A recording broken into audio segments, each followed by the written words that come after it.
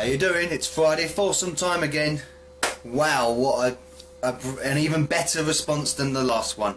Friday Foursome 2 had 31 responses, which is incredible. Couldn't believe it. I've been so busy watching them and linking them and liking them, and it's just been fantastic.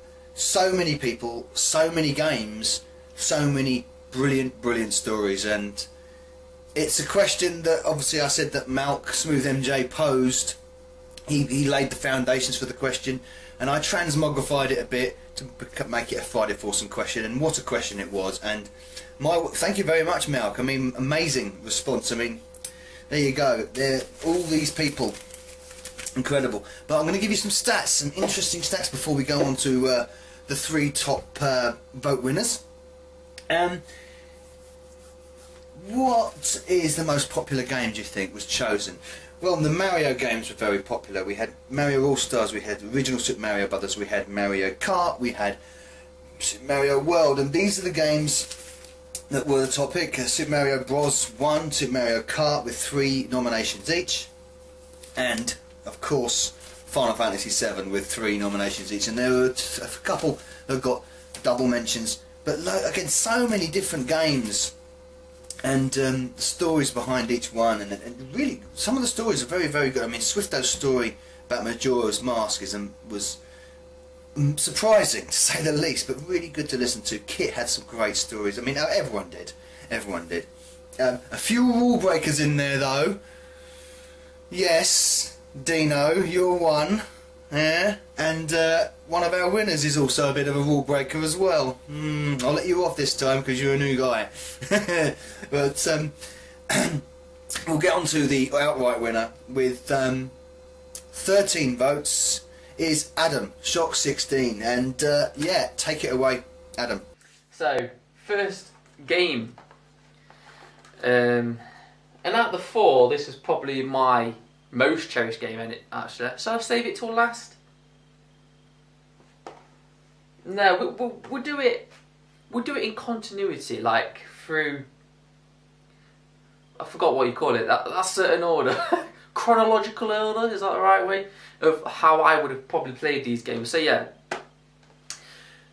I've always talked about my favourite Christmas, one of my best Christmas ever. Basically, I have only ever got one console or one system for Christmas. Basically, my birthday falls in October, so consoles was normally a birthday thing for me, and then I'd get the games for Christmas. So yeah, but there was one Christmas present, the console I got for Christmas, and that was the Game Boy, the original Game Boy. And the game that came with it, apart from Tetris, was my mum and dad got me 2 games with it that Christmas, and one game was Double Dragon. That narrowly missed out on my top 4 as well, because Game Boy Double Dragon for me is the best version of it, yeah, but whatever. And the other game was this, Super Mario Land 2, the 6 golden coins. My god, I have completed this game so many times. I could literally speedrun this game when I was a kid. I've done it now actually, but I think it took me 20 minutes. And you might be thinking, oh, 20 minutes, that's not bad. But believe me, that if you're an actual speedrun on this game, that's nothing. You can do this a lot quicker than that. But yeah, I used to be able to speedrun this game so fast. I've completed that so many times, uncountable times. But yeah, this just reminds me of that best Christmas. Honestly, for me, that is the best Christmas that I can think of. It was when I got my Game Boy, and I literally just, I don't think I put it down. It's a good job my mum and dad got me an AC adapter for that Game Boy, because I didn't put it down for like 3 or 4 days, literally just on it all the time. I can remember actually, we actually had a Boxing Day party at our house, and I don't think I really spoke and chatted to anybody. I didn't even take like part in any of the party festivities. Is that even the right word? Oh, I don't know. It's early in the morning. It's like 2 AM in the morning, and I'm doing a video response, I know.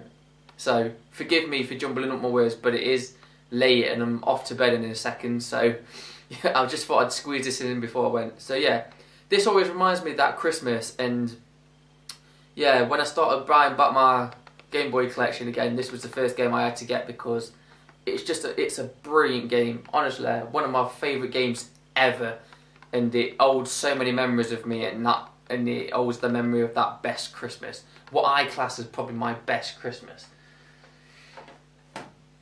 So the next one, I got a Super Nintendo for,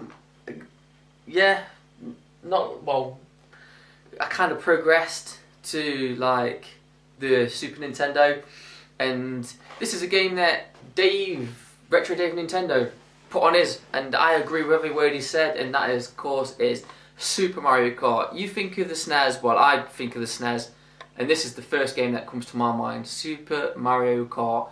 To me, it's still the best and definitive edition of Super Mario Kart. I mean, I've played other editions, I played the N64 version, I own the Wii version, do you know what I mean?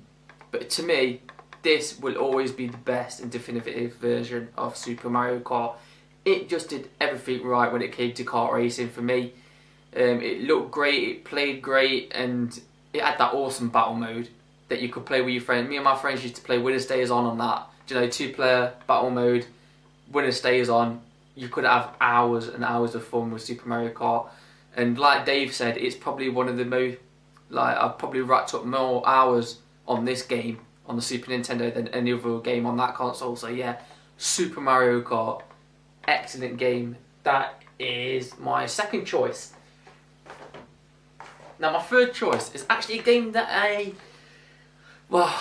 did own it later on for the Super Nintendo, and I never liked that version, and that is Mortal Kombat. The first Mortal Kombat on the Mega Drive. Mortal Kombat 2 actually holds a lot of memories for me as well, but that's on the Super Nintendo, and I can only pick one game per console, but yeah, this still has a lot of more memories for me. Mortal Kombat on the Mega Drive. I never owned a Mega Drive as a kid, so yeah, I had the Super Nintendo version, and after playing this version, I'm sorry, but the Super Nintendo version, just don't cut it. Super Nintendo version of the other games, Mortal Kombat 3 and Mortal Kombat 2, excellent in my opinion. But this game, for the home consoles, this was the best version of it on the Mega Drive for me. You may disagree, but for me, Mortal Kombat, if you're playing it on the home consoles, playing the Mega Drive version, absolute brilliance. Blood code ABACABB. If you didn't know it, blood code cheat, awesome. So you can do the proper death moves, and if you punch somebody, blood and snot goes flying, just the way it should be. Brilliant game. But yeah, why is it my most, under my most cherished games? Because basically my mate had his birthday, and we went to Toys R Us with his mum and dad. And we was looking around, and he didn't know what to buy. He was like, he had a Mega Drive. My mate did. Like, I was always around his ass because he had a Mega Drive and I had the Super Nintendo. So, do you know what I mean? He always used to try and get around my ass to play on the SNES, and I always used to try and get around his ass to play on the Mega Drive. Yeah, but and he was looking around, and I wanted this game basically, and I basically kind of not bullied him, but kind of egged him on to get this game. And he did, he got it for his birthday. He chose this from Toys R Us because of my influence, bless him. But yeah, we got it back. Oh my god, we played this. I stopped over his house that night, and I shit you not, I think we was up to about 5 in the morning. We put the TV on mute to continue playing it, because we weren't very old when this came out, and we should have been sleeping. But yeah, about 5 in the morning we were still up playing this. My god, it's a brilliant experience, and it's obviously, I'm a big Mortal Kombat fan now, so yeah, it's just fantastic memories. It just reminds me of that time of my childhood, of, you know, when I used to hang out with that particular friend, and we used to do, we just used to hang out all the time, and this game, just takes me straight back there, and the fact that I made him get it, and it's still a great game, it was a brilliant choice. I think he will thank me for this. Do you know what I mean? If he ever looks back on his life and thinks of this game, I like to think that he would thank me for making him choose this game from Toys R Us. So yeah, brilliant. yeah, and it always bugged me that I had this SNES version and he had that. That was the one. This is one of the games that I wanted the Mega Drive for. Do you know? I was jealous of Mega Drive owners for having this game. The other one was Road Rash, in case you're wondering. So yeah, now we're getting on to later life, a later generation of consoles. Basically, many amazing games from then. You know, from the Super Nintendo days, Game Boy days, Mega Drive days, 16-bit era and all that. Many great games. PlayStation 1 had some amazing games on it as well, but there's one game that made me feel like I was a kid again with excitement. And that game is, I do believe it came out in 2004? Might be wrong actually, but it might be a bit earlier, but yeah. Boom. Grand Theft Auto Vice City on the PlayStation 2.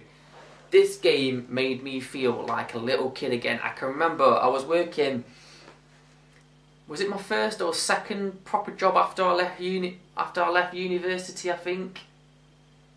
And yeah, and I can remember playing, my girlfriend at the time, her younger brother had a PlayStation 2. I didn't have a PlayStation 2 at this time.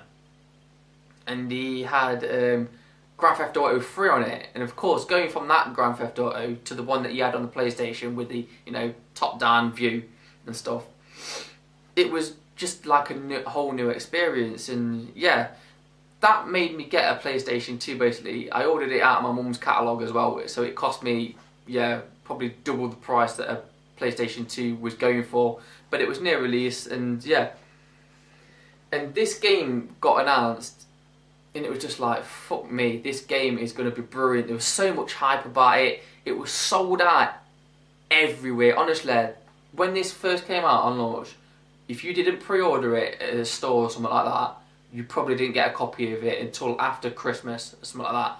This game sold out everywhere locally, and I just could not get a copy of it. Even pre-orders, they stopped taking pre-orders of it because they just had no copies to give you, and it was mad. And I thought I'd shit out. I thought that was it. You've shit out, son. You're not getting to get this game.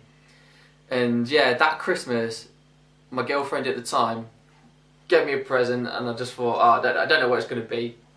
Do you know what I mean? I knew it was going to be a game because you could tell. And then when I opened it, it was this. And like I said, the excitement for this game, for playing this game and stuff like that, it made me feel like it did when you was a kid, when you used to get games as a kid for Christmas. And up to this point, I hadn't felt that kind of excitement and that kind of like giddyish kind of feeling since I was a kid in the 16-bit era. I hadn't felt it for absolutely years, and that's why this game will always be a cherished game to me, and it's still my favourite in the Grand Theft Auto franchise as well. I mean, I do like 5, and I did love San Andreas as well, but for me, this just nailed it. I love that 80s, the way it goes back to the 80s. I love the feel of the city, that like kind of Miami vibe. I love the soundtrack. The soundtrack's amazing. Doing a drive-by where you've got Billie Jean on the radio. Fuck me. This game is amazing, honestly. And yeah, it amazed me. It didn't put a foot wrong. From the moment I put this disc in to the moment I completed it, I love this game. Honestly. So yeah, there you go. Grand Theft Auto Vice City on the PlayStation 2. So Adam's a very good advocate there for. Adam's a great advocate there for Mario, because he's a Mario Kart person. Mario Land 2 as well, which is a really interesting pick. Not many picks on the Game Boy from this, but he does pick from the PS2, which is a very popular system. Vice City, what a game, man! Fantastic game, and he does talk about. Captures his the essence of the 80s and how that can be a good trigger for memories.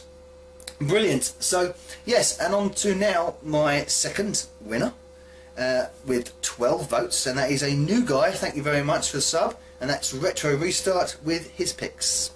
So here we go. I'm going to start with on the Sega Dreamcast, which is my favourite console of all time, by the way. It's got so many of my favourite games. Sorry about the squeaky chair, by the way, if it's picking that up. Chu Chu Rocket. There it is. I just lean forward and have a look at that. Have a gander. It's Chu Chu Rocket. Yes. Hard game to describe this one. It's kind of a puzzle game, a multiplayer puzzle game where you look top down on a grid and there's these mice and there are 4 competing players who have rockets, and you've got to get the mice to your rocket by laying arrows down on the grid. You can lay up to 3 arrows, and there's also cats that will they eat the mice if they come into contact with them, and they take away, I think it's a third of your mice if they end up going into your rocket.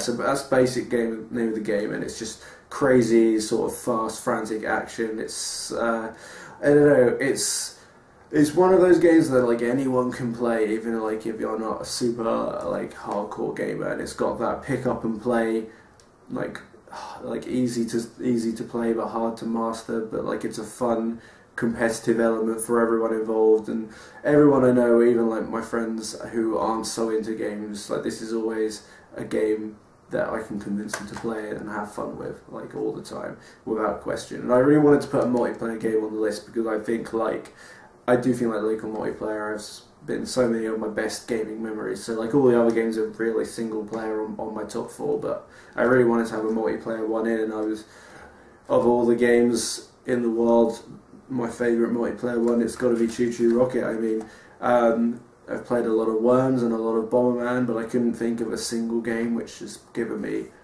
of those series, has given me like, you know, cherished memories, if you will. Whereas Chu Chu Rocket, absolutely. So that is Chu Chu Rocket at number 4. Number 3, I mean this is probably kind of an obvious one. I don't think that's a bad thing, but it's probably cropped up a lot. Is Final Fantasy VII on the PlayStation 1, or just the PlayStation, if you want. I mean, this game is like a really important one to me because I suppose because it was the first time I played a game and really cared about a narrative in the game. Like I would care about the story to a degree, but this is the first time I played a game with a big story that you follow, like loads of dialogue and stuff, and it's the first time I really, like the first RPG I probably would have played would have been one of the Pokemons, but this is, and then this would have followed on quite quickly afterwards. So I got into it, you know, 2 or 3 years after it came out, but I very specifically remember being in school and like staying up way too late, like because I didn't want to put it down. I wanted to know what happened, especially in the bit where Cloud falls in the live stream and you play as like Tifa and you go inside his head and stuff. Like all that stuff really gripped me back then, and I've never really played a JRPG where I've enjoyed many of them, but none of them have ever been as good as this one for me, probably because it was my first, but I still find it great to play through now. Like I find the story and the characters really engaging and the art style really good. The music is incredible. I mean, like I say, I expect this has popped up on quite a few of these, and with good reason too. But yeah, it's Final Fantasy VII. Classic. Number 2, oh, if I'm not fucking dropping it on the floor, which I am, Shenmue, back to the Dreamcast again. I told you it was my favourite console, and this is my favourite game on it, Shenmue. I mean, I'm still waiting for Shenmue 3, let's get that out of the way, like straight away. Again, it's a hard kind of game to describe, because I guess it's an RPG or an adventure game. It's got like real-time fighting in the sort of Virtua Fighter but open style. It's by Yu Suzuki, like obviously it did Virtua Fighter and it started life as a Virtua Fighter RPG. It's a story of revenge in like late 80s Japan. Someone's dad dies and he's trying to figure out why and get revenge, basically, because he has no idea as to this history, this dark history that his dad had. But really, that's not what the game is about for me. Like, this game it's just, I think there's more in what it doesn't say and do. Like, it's a really super slow-paced game it's got like its own game clock, and you often have to like do something to pass the time, because like the next part of the story won't happen until you're at a specific place at a specific time. So you've got to fill that time often and you can do that by like just wandering around I don't really want to call it even a city, because it isn't so much. It's kind of like it's a suburban area, and there's like an arcade. You can play arcade games, or you can just talk to people. It's really, to me, still like the most alive feeling open world, I suppose, because this is one of the games that really made open worlds feel immersive. Or it might have been like, you know, I think it's penned as being one of the forerunners of like open world, basically, in 3D certainly. But it's or sandbox. But it's the only one that ever felt truly alive, like the place was alive that you were in. Like there's so much attention to detail, and every person in the game is like individually created and has their own voice and routine that they do every day. And you can choose to follow a random person in the street and find out how they live their life by like following them around, what they do. And often I would spend so much time in this game just deviating from the story, and not even in a way like a side questy way, just simply just exploring and seeing what was there to play with. I remember the first time I found the Saturn in the house that you live in the game. You can find a Saturn under the TV, and I spent God knows how long trying to see if I could make it work. I was young at the time. I probably thought there was some way I could make my Dreamcast a Saturn emulator or something. I don't know, because I'd never had a Saturn, so it was an exciting thing. And although it actually was just an aesthetic touch, I still remember doing that. I remember exploring every nook and cranny of this game, trying to see what secrets or hidden details were in it. So Shenmue, absolutely. There's a lot more I could say about this game, but that's in brief, I guess, what I like about Shenmue. My last game is kind of two games, or a 2-in-1. I'm a big Sonic fan. This is Sonic 3 and Sonic and Knuckles. Anyone who knows me at all probably saw this coming. Let's have a look. I know it's two games. It's meant to be one. You click them together like that, and it is one game. Play it from start to finish. Why Sonic 3 and Knuckles? To me, it's just a perfect game. It's a platformer. Obviously, if you don't know what Sonic is, it's fast-paced platforming action. Wow, I didn't have Sonic and Knuckles when I was younger. I had Sonic 3, and Sonic 3 was my most played game, and Sonic and Knuckles would always be in Woolworths taunting me, and I could never convince my mum to get it for me. Devastating. So when I dug out my Mega Drive all those years later, it would have been around when I got my Dreamcast and I got Sonic Adventure, and I was like, hey, I remember Sonic's great. Also, Sonic Adventure could very easily have been on this list, but I thought just the one Sonic game will do, even if it's two. Yeah, and I remember getting it then, so I would have been like 13 or 14, and it's just being re-blown away all over again, but in a whole different way, getting that complete experience. There's something about the flow of the levels in this game which is just so involving. Like, it just really drags you into the world. I can pick up and I can play this game from start to finish anytime, and I will have a great time. If I ever have an empty day and I know I want to do something for the day,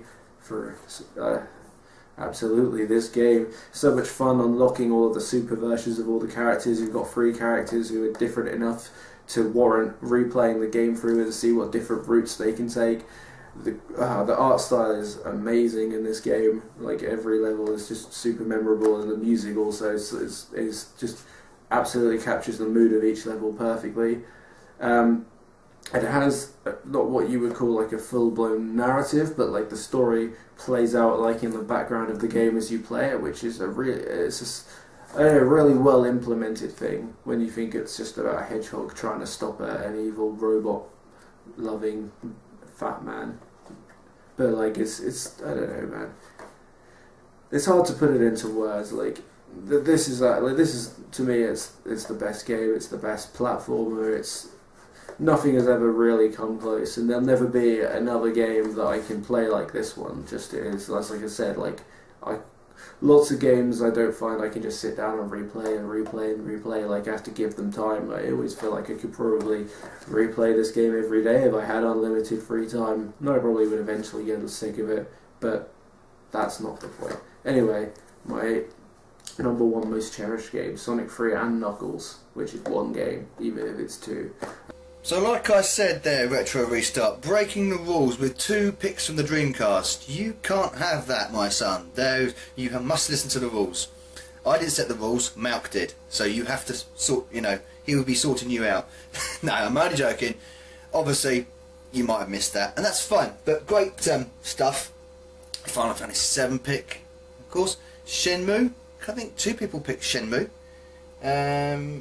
Was it Shenmue? Yes, it was. Of course it was. I've just watched it. But yeah, fantastic. I think. Oh no, someone had a. I think it was Amiga Old School or Dave Webster, I believe. I've watched so many, and I can't read my own writing. No, Dave Webster picked Shenmue, I think, on the Dreamcast as an honourable mention. I think at the end. Well, he tried to pick 5 as well, but I crossed that one off, Dave. But anyway, well done, Retro Restart, on your 12 votes. And finally, one of the first people to make a response to this Friday Foursome was T-Rex Space Station, and he got 11 votes. In fact, he was leading up until the deadline last night. He was leading all the way up, and then Shocks got a couple in, and so did Retro Restart. So, well done, Ben, and here is Mr. T-Rex. Number 1 in my list then is for the Game Boy, the original Game Boy no less, and that is Pokemon Blue, and you probably knew I was going to say this. Pokemon Blue is one of my all-time favourite video games. I can still remember when I got it. I was a child, it was my birthday. I can't remember which birthday it would have been though. It may have been my 10th or 12th, something like that. I can remember going downstairs, getting up super early while everyone else was still in bed, and I was like, thank God it's Pokemon Blue, because everybody at school had it, everyone at school had been playing it, and I had to wait like a couple of months slightly later to get my copy. And I was downstairs and I played it for like 3 or 4 hours before anybody else got out of bed, and I just played it for the whole day. My mum and dad got me a Pokédex book that I kind of used. It was my way of learning the Pokemon, and I just played the game and looked at the book all day long, and it really got me obsessed with that Pokemon craze. I'd already really liked the cartoon shows, and the game just went along with it so well. It was such an innovative game, and the series hasn't moved on a long way from that first one all those years ago. There was something about the collecting and the making of your own squad, and the fact that you could really play the game in a number of individual ways depending on your style and the Pokemon you wanted, that made it really addictive and really exciting. And there was the whole different elements to it, not just the fighting and progressing through, but there was the end game after the Elite Four. There was all the trading and battling. Pretty much all my friends had a version of the game, and we would meet up and trade, build our squads, battle, and just have a hell of a great time with it. I still don't think the series has come along that far, even now. The original game really had all of the most interesting aspects. We've just had slightly different versions of the same game over the last 10 years. I would still look to this game as being a real sort of change in sort of how we approach the RPGs on the handhelds, and just a huge, big nostalgic game in my life. The second game that I've chosen is a Mega Drive game, and it's the Cheeky Brothers, which is a superb platformer on the Mega Drive. There are lots of different platform games that I could have chosen, and I think that Castle of Illusion was a close contender. That was one of my most favourite games, and one that I got with the system. But this game I chose because it's more nostalgic, and it was a really pleasant surprise for me, this game. When I was younger, I would often get games for Christmas, and it was back in the day when my mum would just pick a game that she thought I would like, and it would be a complete surprise. Like nowadays I'll be like, oh, I'm interested in these games, maybe you could think about some of them. She just picked this out of the blue, and it was such a surprise because it was a really good game. It's very unique, it's lovely and colourful, quite Japanese style. You can choose between 1 or 2 brothers. It has a magic system, it has a shop system after each of the levels, so there's really incentive to collect the coins, because you can use your money to buy shields or different weapons, different magic. It's a very long game, as in there's quite a few stages to it, and all the stages are really unique looking, and there's lots of variety in terms of the gameplay. You know, not just jumping around and killing things, but also levels where you're on clouds, or levels where you're under the sea. The music is really fantastic, it's very colourful, it's very varied. And it's also one that's kind of underrated. Not that many people I know have talked about this game or own it, and that's why it's even more nostalgic, because it was a gift for me that I'd never heard of before, and that still I treasure to this day as being a relatively cool original game that I wouldn't have heard of if it wasn't for my mum buying it for me as a kid.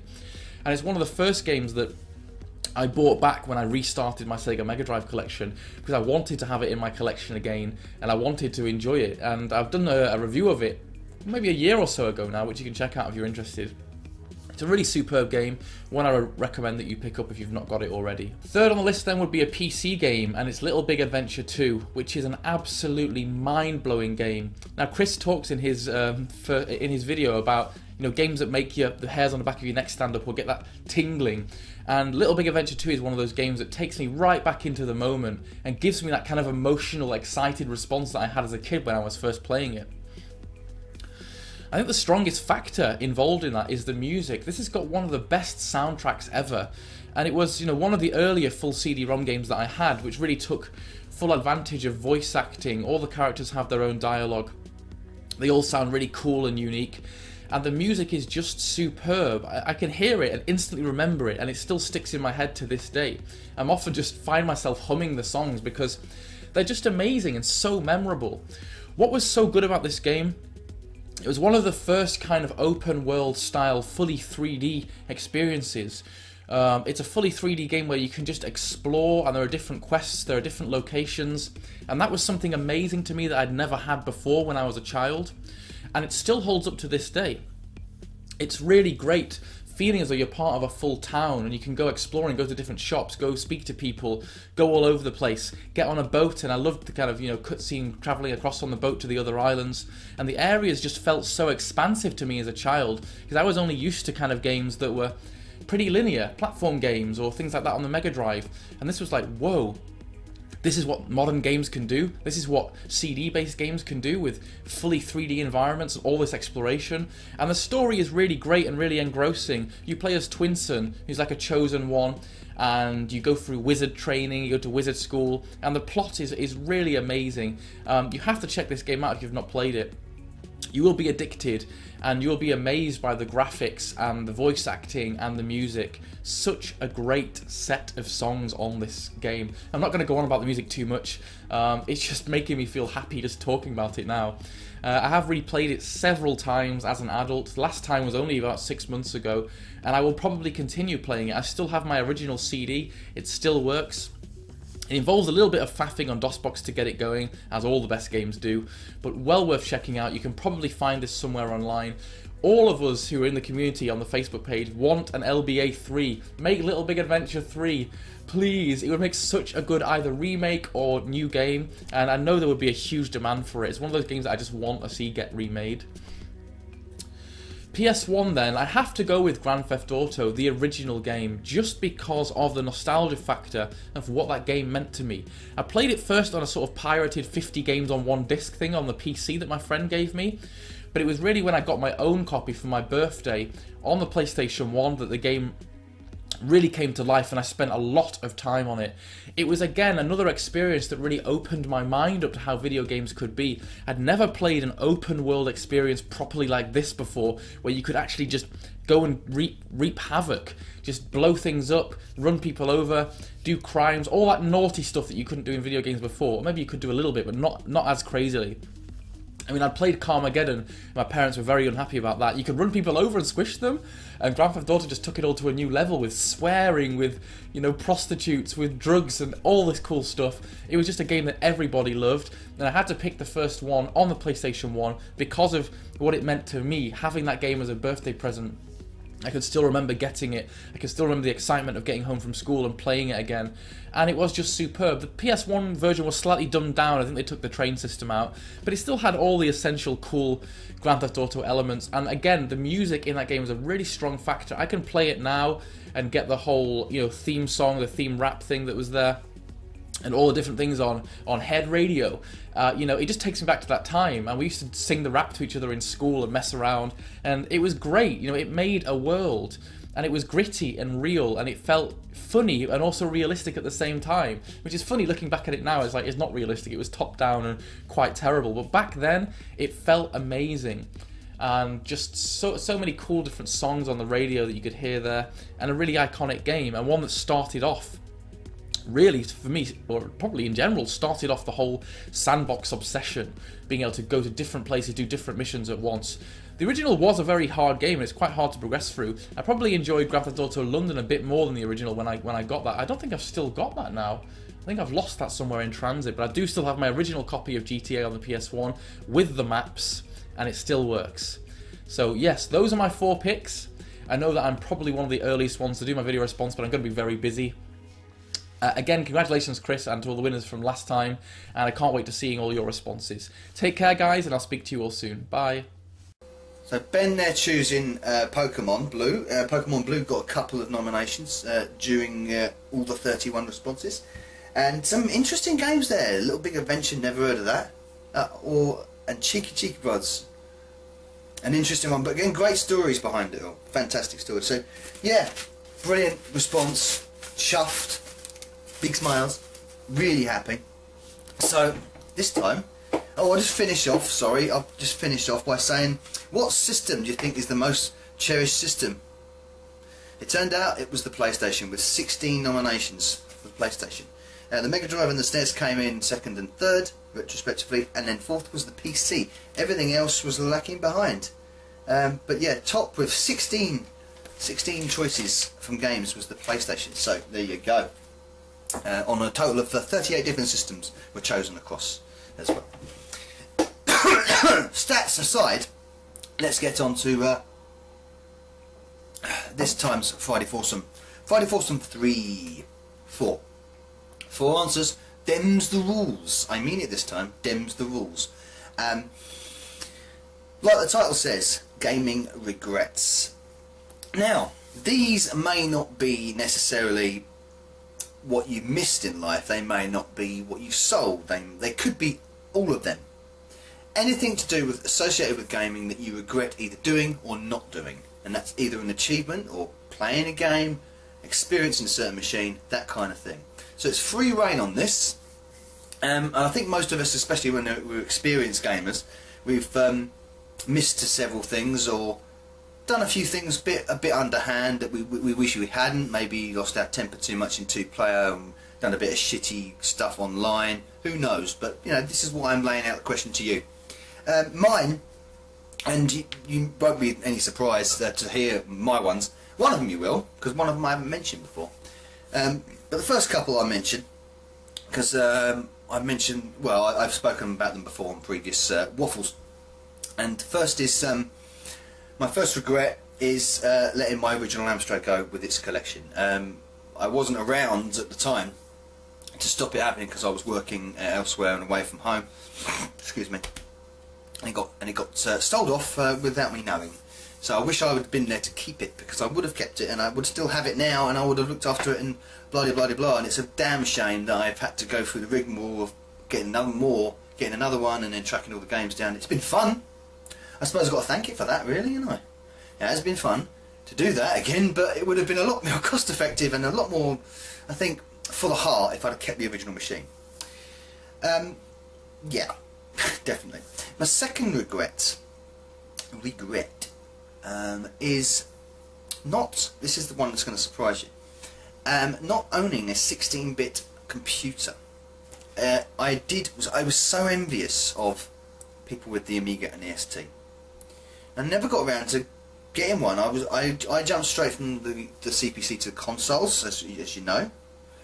And looking back on it now, I think I missed a big trick there, and I wish I had. And I had back in the day an Amiga or an ST, particularly an Amiga, because what a fantastic machine it looks, and of course all the programs I've watched about the Amiga since with you guys, big fans of the Amiga, and it looks. Well, I missed something there. I really did miss something, and I do regret that. And one day, hopefully, we'll get an Amiga to, you know, add to the collection. Who knows? I hope so. My third regret is, I've mentioned this before, I had a boxed, sealed, mint copy of Secret of Evermore PAL Edition on the Super Nintendo. I broke the seal and played the game, and I kept it in mint condition for a couple of months and then sold it on. Shouldn't have done that. I really shouldn't have done that, and I regret that to this day, because picking up, I can't find. I've seen copies of it, but it's too expensive and stuff, and that's annoying. Really, really is annoying. Connected to that is another regret. I actually accidentally, this is an accident, had all my Super Nintendo boxes and inlays and instructions, most of them, not all of them, but most of them in a bigger box, and they were in my father's garage, and they've gone missing. I think they've been binned, which I'm banging my head against the wall about that if they have been binned, because there's about 20 or 30 boxes of games in there, including the box for Secret of Mana NTSC edition. So I hope that box is somewhere in his garage under the other boxes, but I've got a funny feeling and a terrible fear that it's been binned. So yeah, that's my fourth regret actually. I'm making that my fourth. I should have made that my fourth regret, because it is my fourth regret. So there you go, pretty basic from me.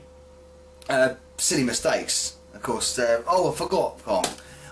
I'm making my own thing. Of course, I do regret obviously the destruction of the Amstrad GX4000 pan case, which I'm not mentioning that one again, because I've already mentioned it before, and I've spoken enough, and it hurts me enough to speak about it, so I'm not speaking about it again. So anyway, guys, what are your 4 biggest regrets in your gaming history, your gaming life? And they can be any kind of thing. I didn't complete Command and Conquer or something like that, and oh shit, I wish I had. And obviously don't speak in some sort of soiree, crappy, put on terrible posh accent, but do it your way. But remember guys, 4 answers for the Friday Foursome, and I know you'll come up trumps for me, because so far Friday Foursome has been brilliant. So yeah, 4 biggest regrets. Well done to the winners this time. Thank you very much, Malk. And I will hopefully be seeing all of your responses very soon. Be looking great forward to them. Great forward. It's words and they're in an order, but you get the meaning. So I'm going to have a slurp of tea, and I'll see you in 2 weeks if you want to watch me. Of course, it's entirely up to you. I don't know. I don't put any pressure. To see you on the next Friday Foursome. But this has been Friday Foursome 3. 4 gaming regrets. Thank you very much. Friday Foursome is out.